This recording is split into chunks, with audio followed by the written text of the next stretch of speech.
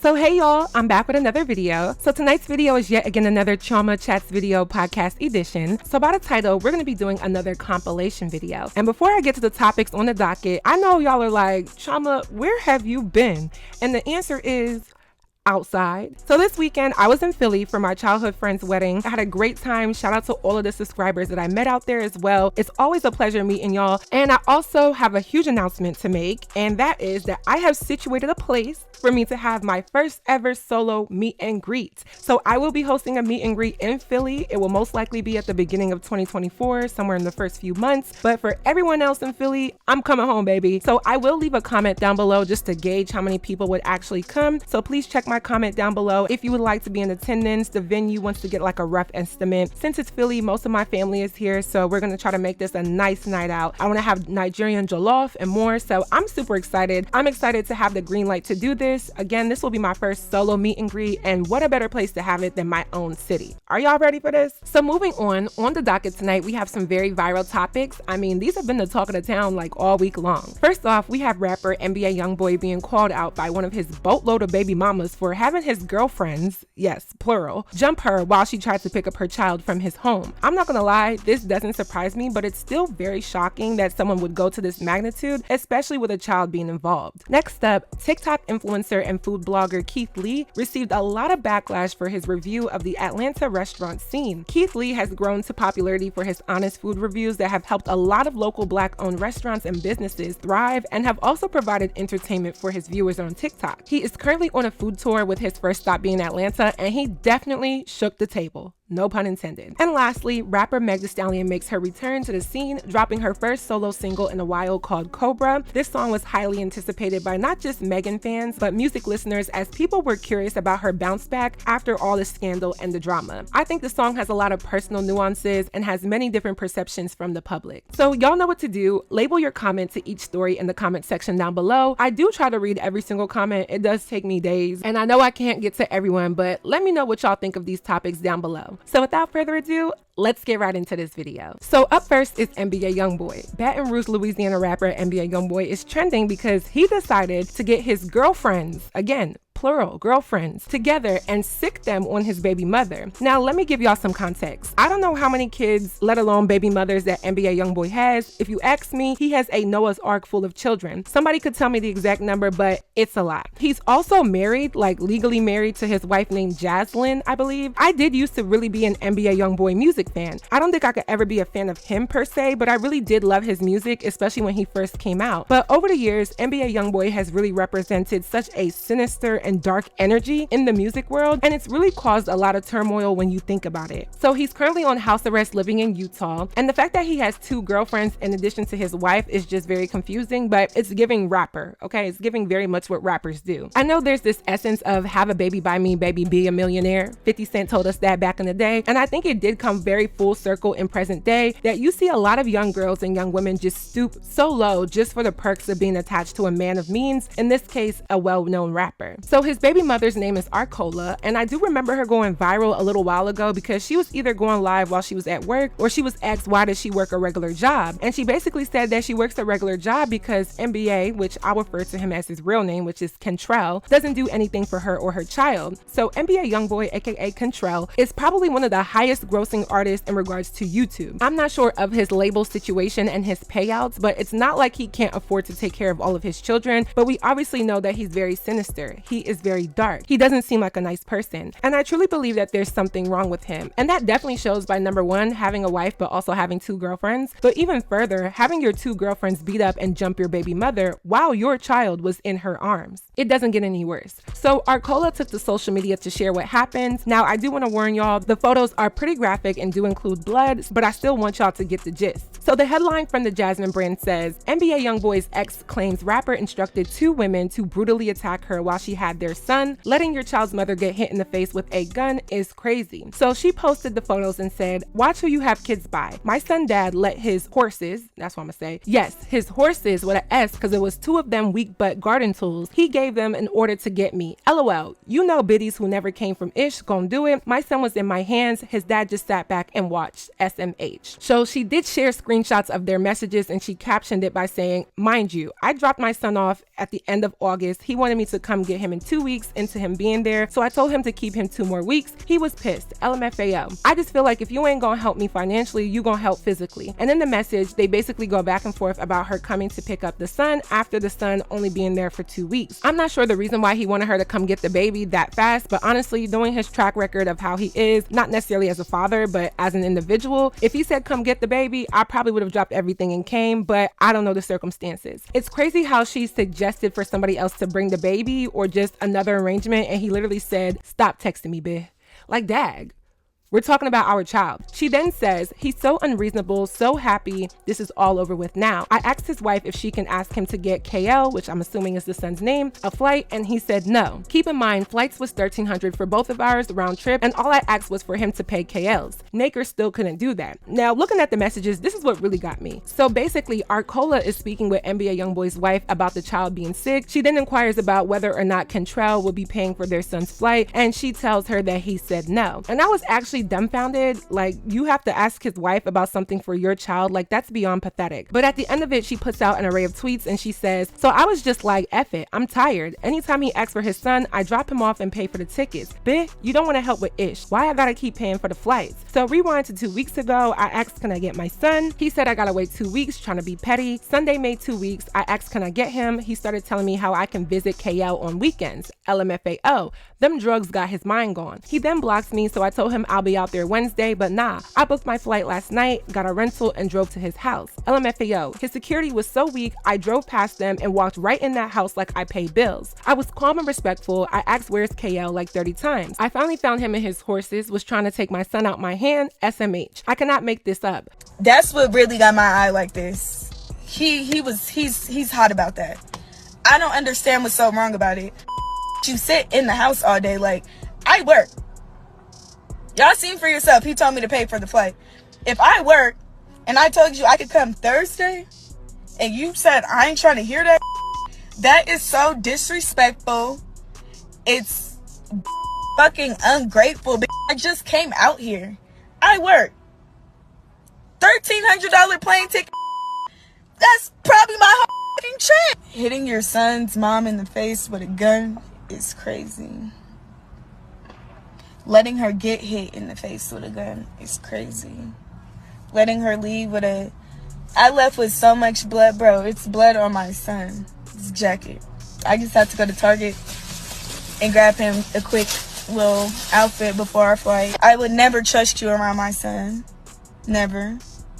And yeah. So make as many fake pages as you need to, because this little boy will never be in the hands of you or anybody in your family. Kiss him goodbye. Wait, one more thing. The district motherfucking spec. I wish I could peel. I'm getting a snake straight over this, because that's what the fuck you are, you demonic demon. That man has an entity in his body. That man is not happy. That man is evil. That man is cursed. I'm so fucking mad. I don't know why. I don't know how that bothered him so much, but that's what really got my eye like this. He's hot about that. I don't understand what's so wrong about it. You sit in the house all day. Like, I work. Y'all seen for yourself. He told me to pay for the flight. If I work and I told you I could come Thursday and you said I ain't trying to hear that, that is so disrespectful. It's fucking ungrateful. I just came out here. I work. $1,300 plane ticket. That's probably my whole fucking trip. Hitting your son's mom in the face with a gun is crazy. Letting her get hit in the face with a gun is crazy. Letting her leave with a... I left with so much blood, bro. It's blood on my son. His jacket. I just had to go to Target and grab him a quick little outfit before our flight. I would never trust you around my son. Never. And yeah. So make as many fake pages as you need to, because this little boy will never be in the hands of you or anybody in your family. Kiss him goodbye. Wait, one more thing. The district motherfucking spec. I wish I could peel. I'm getting a snake straight over this, because that's what the fuck you are, you demonic demon. That man has an entity in his body. That man is not happy. That man is evil. That man is cursed. So let's get into my thoughts. Now, there were some people that didn't believe her, or they did believe her because obviously there's pictures of an injury, but they felt like there was more to the story, or that she had to have been the problem. Okay, so like, let's be honest. Did we not have the situation a few years ago where his baby mother, who is Yaya Mayweather, daughter of multimillionaire Floyd Mayweather, poked somebody with a knife who was his soon-to-be baby mother, who not only sustained a significant injury, but miscarried afterwards? Yaya ended up getting arrested, and I think she got a slap on the wrist with pretty much just probation. So in my opinion, it's not far-fetched that he instructed these two women to attack her because he's done it before. It's unfortunate that someone who is so world-renowned and has so much influence on the youth behaves in this way, because it seems like he thinks he's untouchable. And when you look at NBA Youngboy's criminal history, he kind of skated and got away with a lot. I mean, this recent stint in jail was probably the longest he had to sit in jail his entire career, and this was someone who had an attempted murder case at one point. It actually baffles me that he's kind of been able to still maintain a career even with all of this following him, because it's been a lot. Now, Kentrell is very sick, and every negative adjective I can think of for allowing this to happen, especially in the sight of his own child. Your baby mother is holding your baby in her hands, and you're allowing two women to attack her and possibly strike your child. You're allowing her to be hit with a firearm, pistol whipped, where the pistol could have potentially triggered and hurt someone more than what we saw. And it's like, violence doesn't even bother people anymore. It's so scary because it's like this generation of young people are so immune to hurting people, even children. How can somebody's father watch two people attack their child's mother and her son? I don't care what the reason was, it's unnecessary, especially while your child is in her arms. Now, I do want to address this. I don't know why Arcola is sitting on Twitter telling us the world as if we can help her litigate the situation. Actions like this being committed by two women and then being driven by your own child's father deserves legal litigation. She wrote on her Twitter and said, "I would be wrong if I pressed charges on y'all for doing me like this with my baby in my hand, but karma gon' eat y'all up. I got my son back. I'm happy, that's all that matters for real." 5 stitches later, and her punk butt fist ain't do that. Shorty has some. And I'm gonna be real, no, you would not be wrong for pressing charges. I think the Black community needs to reevaluate this unwritten rule of leaving the police out of violence and harmful situations. I get the historic context of not snitching. It dates back to slavery and how slaves would not sell out other slaves for wrongdoings, but we don't live in that world anymore. If somebody attacks you and you were left severely wounded, before you pick up the phone to get on Twitter, you should be picking up the phone to call the police. I remember one time one of my friends called me and she was bawling her eyes out, telling me how her boyfriend at the time tried to drive them off the road. And I picked up my stuff and I drove 4 hours to come see her and be with her. We went to the police station. She tried to file paperwork and they didn't grant her the temporary restraining order due to the lack of information that was given on the paperwork. And when I heard the story she gave me, I couldn't understand what judge would not approve that. But then when I actually read what she wrote on the paper, she basically redacted a lot of pertinent information that would have helped her. So we've got to stop protecting our abusers. We've got to stop allowing people who hurt us to get away scot-free. Now, Kentrell is on house arrest, so this could potentially spark more issues for him, and that could potentially be why she's not doing anything. But at this point, he kind of deserves it. There's no excuse for allowing your child's mother to get beat up by your ass horse. And I truly do believe her when she said that he has a demonic or devilish entity within him, because that's exactly what it gives. I used to be like a pretty decent NBA Youngboy fan, and if you go back, I have said it on YouTube several times, but I just don't really care as much, probably because I'm older, but because the antics are just very dumb. How can you be so world-renowned and you're still not happy and you're still engaging in evil behavior? What exactly can satisfy him?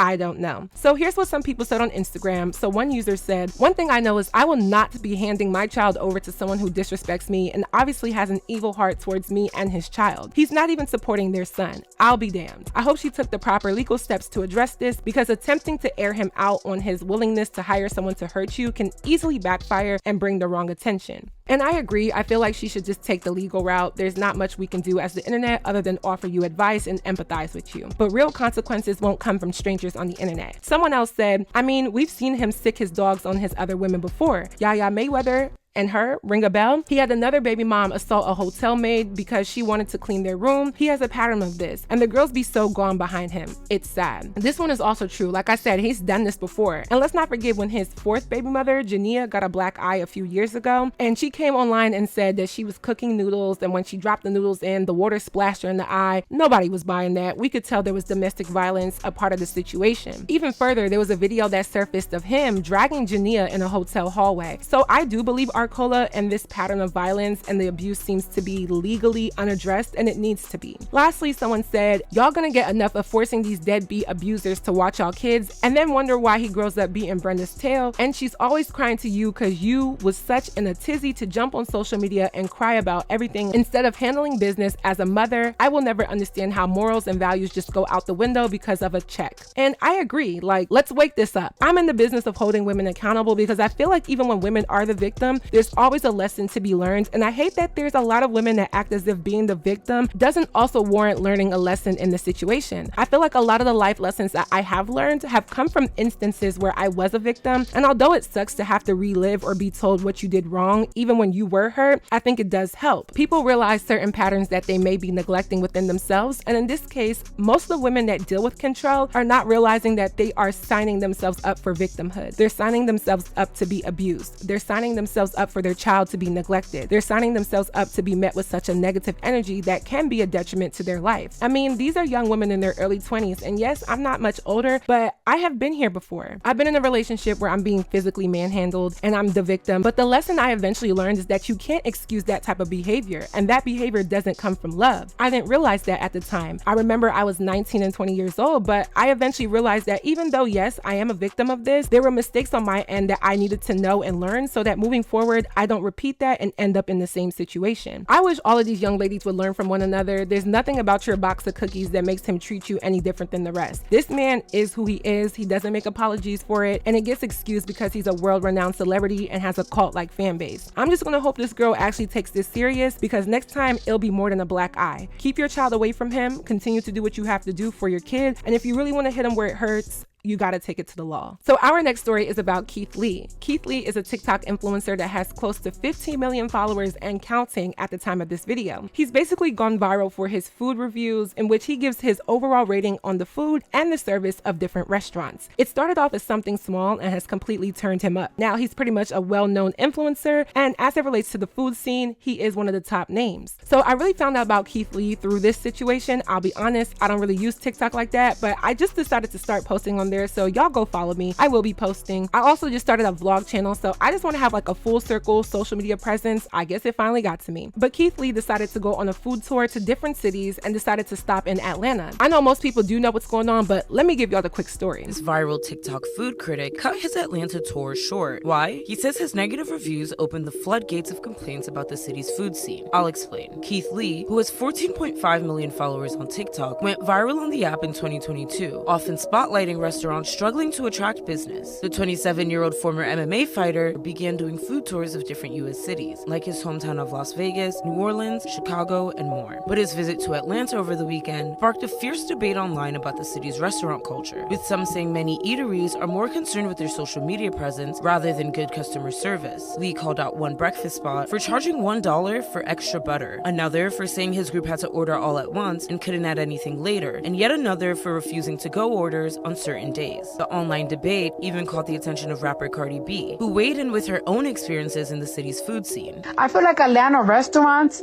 they don't like to make money. They don't do no pickup orders, they don't do deliveries, they just don't do shit. Lee says he always pays for his food and often asks his family to get to-go orders for him so he isn't recognized and given preferential treatment. But in Atlanta, he says his family was given long wait times but bumped to the top of the list when he showed up. He refused a special treatment, including at one restaurant that later clapped back on social media before deleting their response. Did you see this Keith Lee video about the real milk and honey? And who is this Keith Lee? Many Atlanta residents welcomed the reckoning, with one ex-user saying, "I'm glad Keith Lee is exposing all of these bogus rules these restaurants in Atlanta be having." Though many welcome the criticism, Lee says he and some of the restaurants he reviewed received death threats.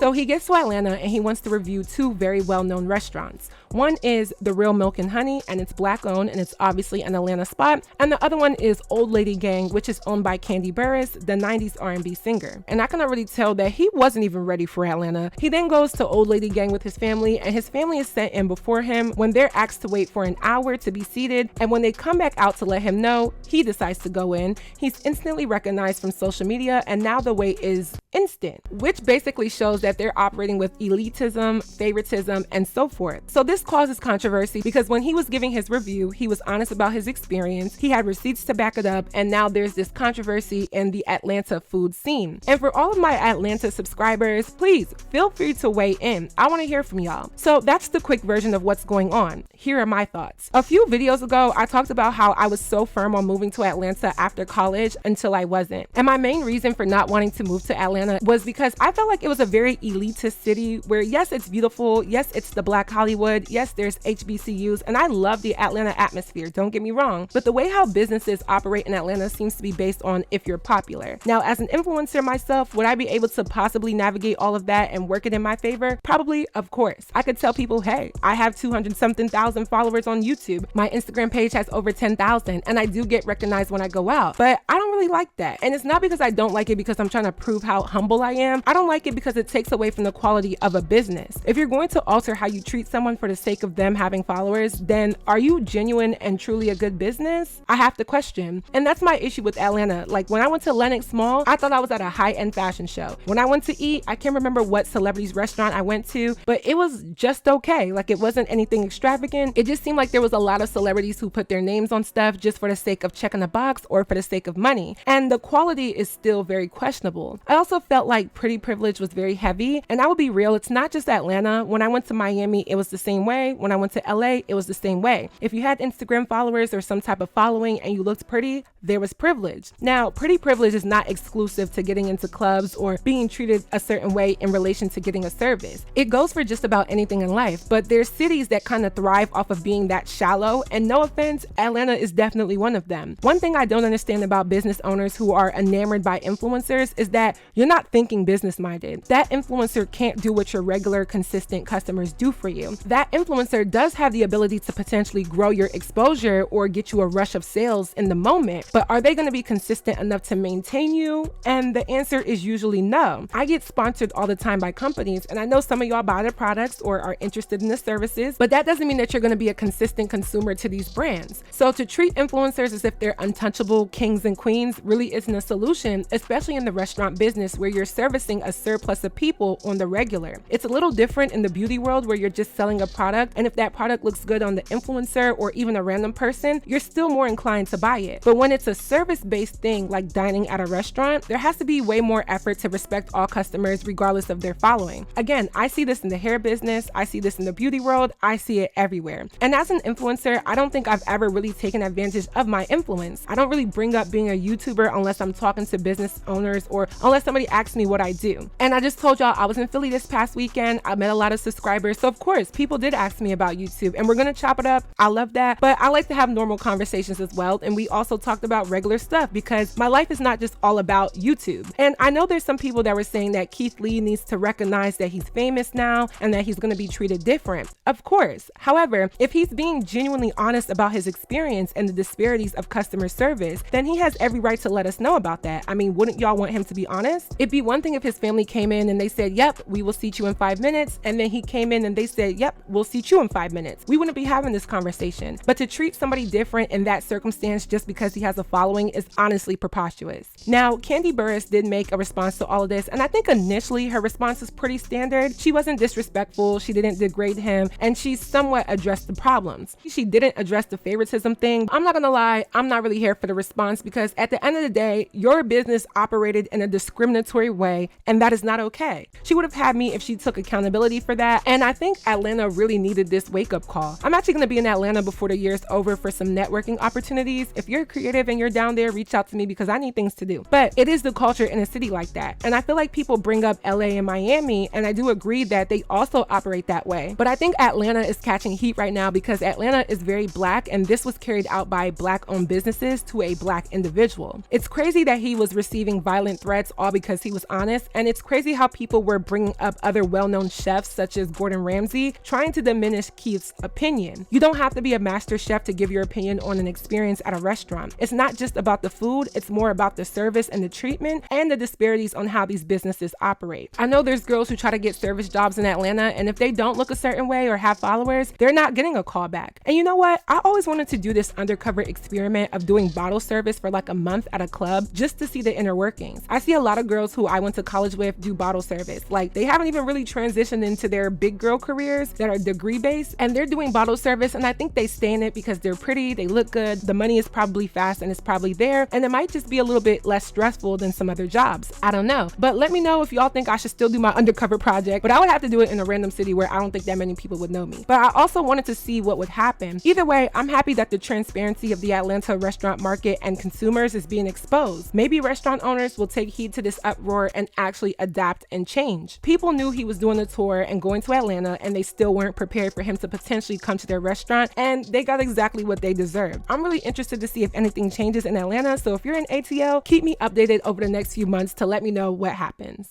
Now, our last story is about Meg The Stallion's new song called Cobra. So Meg The Stallion has returned to making music after a pretty long hiatus, and she dropped a solo song called Cobra. Cobra was highly anticipated as the promotion definitely had people wondering what type of song will this be. And for me, I honestly didn't know which way she was going with it. I mean, just from the teaser, it seemed like she was kind of doing typical Meg, just from it still being sexy and seductive with what she was wearing and the dance moves and so forth. But at the same time, I kind of felt like I knew she wouldn't be shallow with just dropping a random Meg type song, because I'm sure she's heard the responses from listeners about what they want from not only her, but female rappers in general. And then also thinking about the responses of the song Bongos that she did with Cardi B. So I was really anticipating this because I like Meg The Stallion as an artist, and I really wanted her comeback to be a comeback, because even though the situation with her and Tory Lanez was very drama filled and there were a lot of things I didn't like about it, even with her actions, I still felt like life goes on, and why not move on to bigger and better things. Now, Cobra as a song, I love the song. I like that she gave exactly what people have been asking for. You can never be mad at an artist for giving their followers and their viewers, or maybe just music listeners in general, what they are asking for. The subject matter was basically addressing some of her traumas, how she's been feeling, the energy she had, and that part of it resonated because it's diverse. Of course, people love to have fun and twerk and turn up, but are we having fun and twerking and turning up 24/7?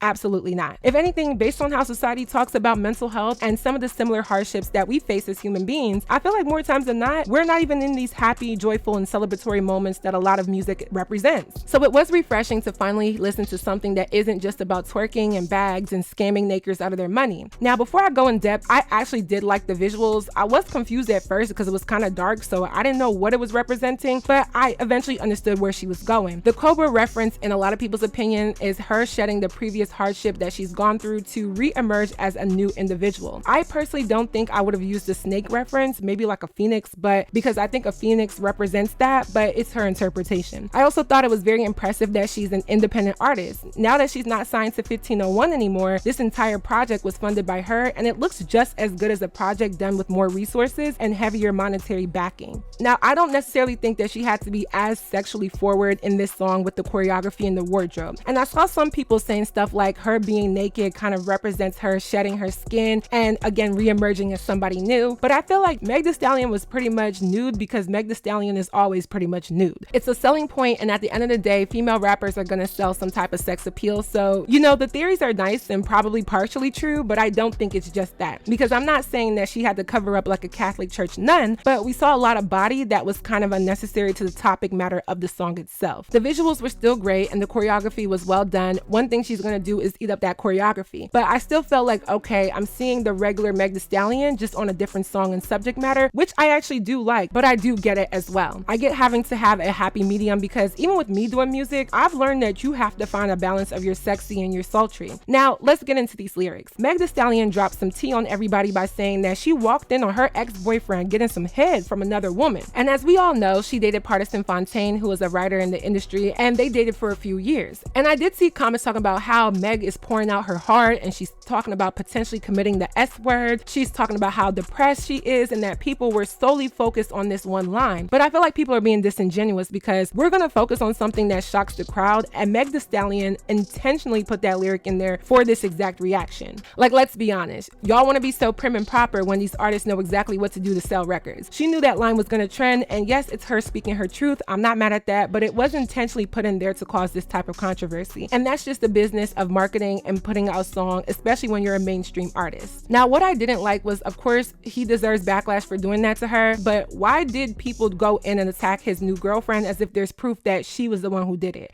That was kind of weird to me because now she's catching strays and there's no proof that she's the one. So I couldn't understand the internet on that, but hey, maybe y'all know something that I don't know. But that's kind of the risk of making that type of allegation when you're Megan, because now you're causing other people to go attack another woman who may or may not have been the actual target. Now, the lyrics in reference to her drinking, her anxiety, and the passing of her parents to me was very raw and very accountable. Meg The Stallion came out with this whole Drive the Boat campaign, and I think it did add to a lot of bad decisions on her end. I remember in college, the whole Drive the Boat thing was super popular that summer, and people were definitely pouring shots into people's mouths just because she said it. And I think because she was going through a lot with the death of her parents during that time, it was like back to back for her. It seemed like alcohol was her outlet, being that she was in her early 20s with no parents and seemingly no guidance. If you ask me, what happened to Meg The Stallion is that she came into the industry super hot, way too mixy with people who didn't have her best interests at heart. She was also very young and still growing as a lady, and allowed her newfound attention, her sex appeal and sexual desires, as well as her rap talent to guide her into a lot of dark places. Meg The Stallion to me is kind of a cautionary tale of how quick fame, money, and clout can actually be very detrimental to people who can't handle it. I remember during the Tory Lanez trial, she talked about how all of the social media backlash and more was very stressful on her relationship, and I'm not sure if that's because there were things that were revealed that her then partner didn't even know about, or just in general, but I honestly could have guessed that the relationship was going to fall apart once the trial started to wrap up. So this song was very relatable to anyone that's ever gone through something, and I'm glad she gave the people what they wanted and also spoke her truth, because there's not too many female rappers that can give you a deeper song but still make it a good song. Like the beat with the rock star guitar type of song was very much a banger to me. It kind of encompassed that country-like essence that Megan has, but also the hip-hop part of her being a rapper. So overall, I like the song. I thought the video was creative. This is what I mean when I say you can balance out your content as an artist. Not every song has to be about poom poom popping, but you can still deliver something good that speaks about real topics and still maintain your sex appeal or your femininity